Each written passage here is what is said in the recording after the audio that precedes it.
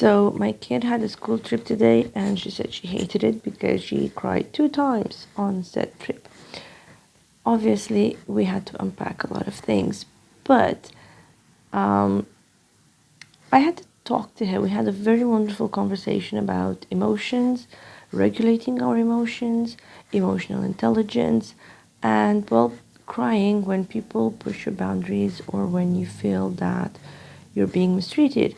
And it was very, very interesting. And I told her, look, honey, because you are crying on the spot when the event happens, that doesn't make you weak. It doesn't mean that um, you're a weak person and people should, pick on you or things like that.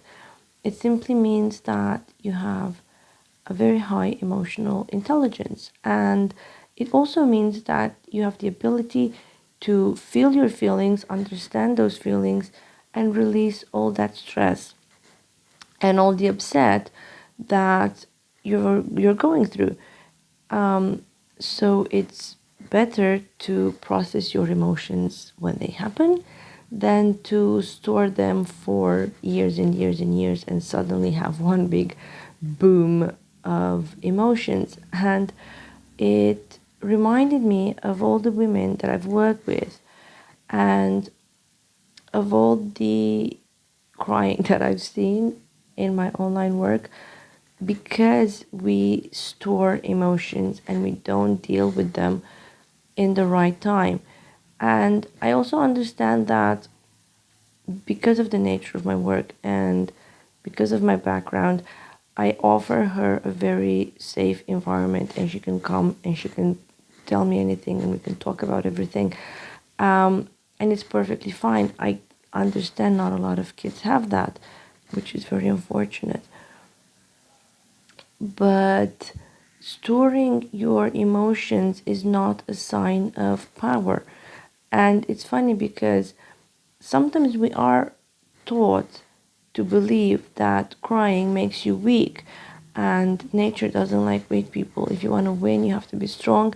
You have to not show any emotions, all the time have a mask on your face. Everything has to be very emotionless. And it really is not the case. And if you think that ignoring those emotions will make it go away with time and that everything's going to be better, it's not. Okay? Time might numb the feelings, might make you forget about things, but your body keeps the score. And oftentimes, what happens is we get overwhelmed, we get fed up, we get full. It's kind of like the filters that are just jammed and they need a good clean or a replace. Um, and that's when we wake up because we don't understand what's happening anymore. For us women, as we grow older, a lot of things start to shift.